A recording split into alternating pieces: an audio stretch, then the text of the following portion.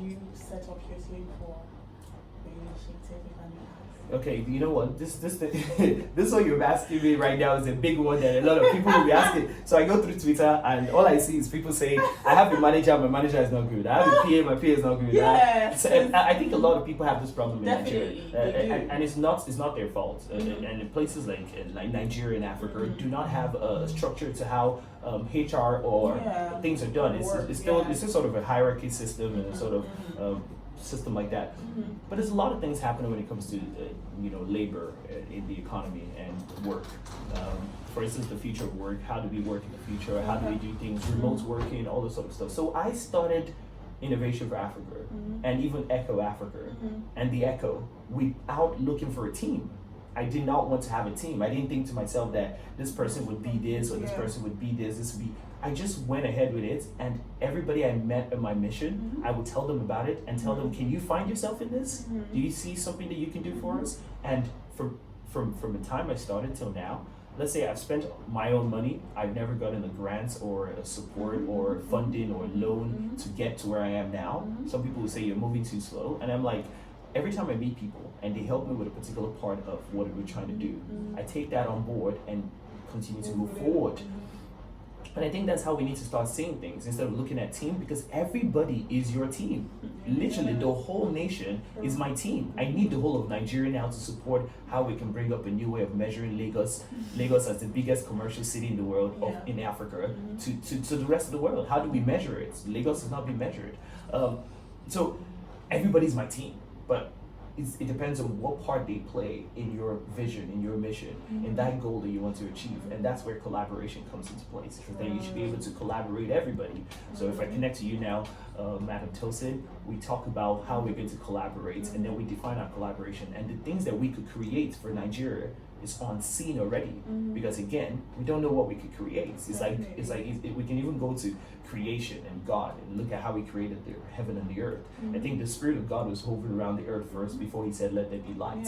So again, He had to connect first before He knows what we create. Because He needs to know there needs to be light now. So I think like team, I have a lot of people on my team from Nigeria to the UK to America to the rest of the world. People that I met. I even have a guy in France helping us do a database. So it's a thing where we're opening it up to everybody, but at the same time, the platform that we're building right now is a platform to engage people to be part of a development without feeling like I'm in this team and this part of this circle, but just being able to be part of the development of your nation, development of your community, development of something that is making a change. I just think that's the way to look at it. But I still have teams. I still have people that are on my team. My brothers on my team. I've got other people here in Nigeria that have heard about the vision, that are joining the team now. And I'm also making connections and trying to create collaborations with other people that would not see myself as my team, but they are my team, and they don't know it. So I'm telling these guys out there today now that all of you in Nigeria are my team.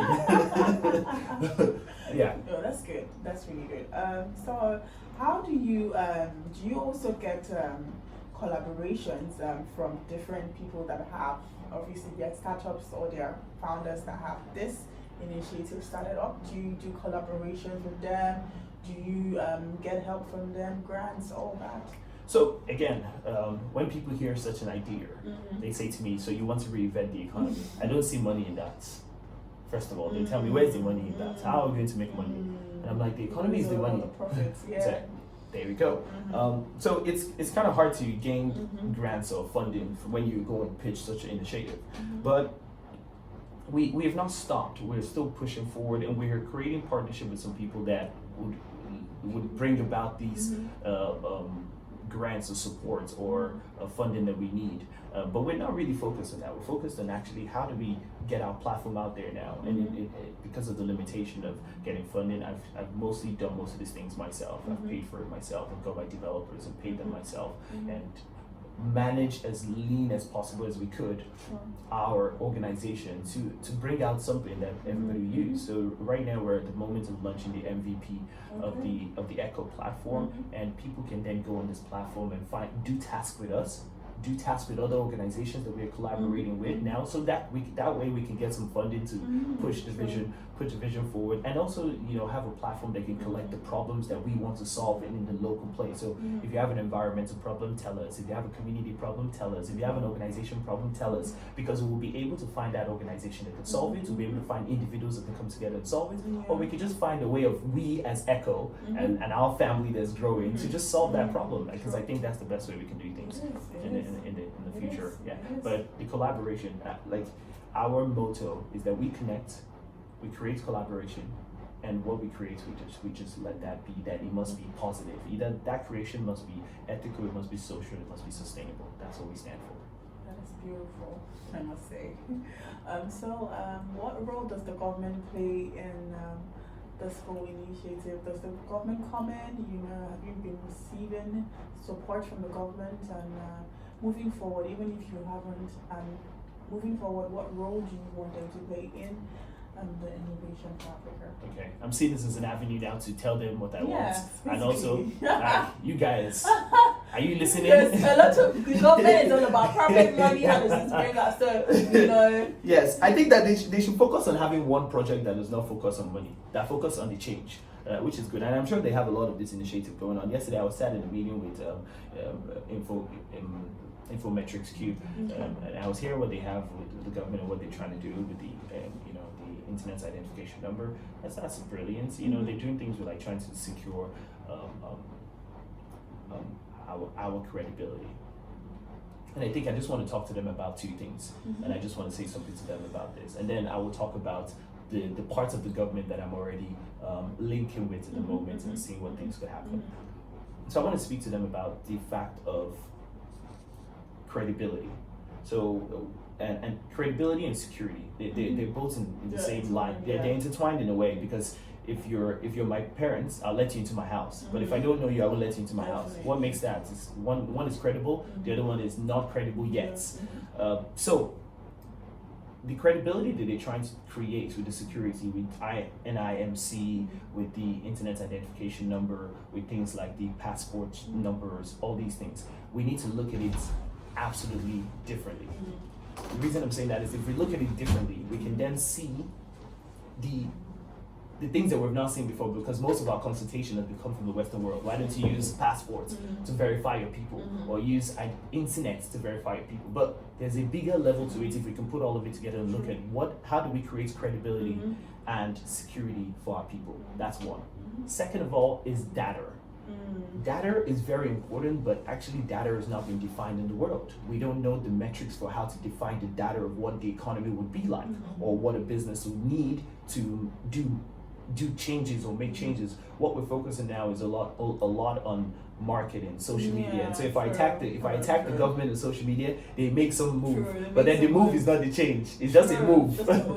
So I think that I want to tell them about data and how data relates back to credibility and security. And then let me add one more on top. Digitalization. Digitalization is happening around the world, and I want to say to Nigerian government, Nigeria can be the pioneer, the sovereign project for the rest of Africa for digitalization. And literally, I think there's a lot of us in the community that are moving into the digital space and building digital things, but the government needs to create a sort of policy that manages how these people are going to do this and how we're going to create an ecosystem that sells to the rest of the world. This is my suggestion to them. So let's talk about data. Let's talk about digitalization, and then let's talk about the design on how we put this together to create credibility and security for our young people moving forward into the future, because I think that's all they need. They just need to be credible, they need to be secured, and just watch the great things that Nigerian youth will do for the rest of Nigeria. So I just believe that's what I need to tell them. They just need to do that. And then let's go to the people that I'm talking to already. So I have some people find me. Let's say they find me from being connected. And recently I just got joined into the African Chamber of Digital, and I'm working on smart farms for different countries, different states down in the north. And that's one connection I have there. I also work with a lot with the British diaspora people, so the British African Business Alliance, the African Project, the African Pots, most of the black communities in Manchester, for instance.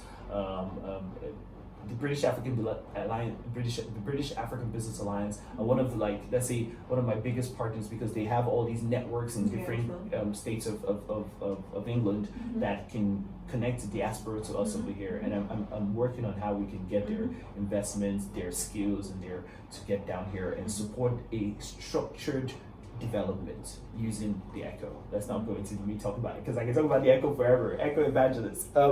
But yeah, these are the sort of people that I'm connected to. So I speak to the statistics, the national body of statistics for Nigeria, trying to get them on how do you collect data in Nigeria. I've met various people, like the vice president of Cibanjo. I met him, and I met his son, and we had a conversation. And I want to carry on conversation there, but again, I'm sure we all know how things goes. But let's wait that he will hear this what I'm saying to him, and he will reach out. But there's many of these other government people that I think that I want to be in touch with. Like for instance, the Ministry of Environment. I want to be able to talk to them, like how are we protecting and collecting the data of our natural resources and the rural and urban area? How are we defining the data of how that looks like? Are we leaving it to still Omonile, or are we leaving it to let's get everybody plus the Omonile to create better and sustainable living? These are the things. How are we doing creativity and fashion in Nigeria? How are we looking at it for the long run? We need to collect that data for now, look in the future, look in the past. So again, I'm still focusing on these three things, which is who I stand for and what the Echo stands for. So if the Echo comes into your organization, we're doing the 3D model to you. I'm 3D. I would also only give what I am through my organization to you. Sure. And the 3D model is I come into your organization, I look at the data you have, I design so that we can create the digital tool that's best for you. Yeah. Yes. Beautiful. Thank you. I just got water. I'm excited. Beautiful. So you heard from him. He has a lot of things to take to the government, and I'm definitely sure the government will want to key into this, because it is a great plan. It is a great plan. We still have Sama over here in the house. We'll take a quick music break, and when we'll come back, still him and more questions. Bye. Thank you. You can have more water. Yes, I really wanted water. Did you see that? I was like, oh my god, I'm so dry here. I need water.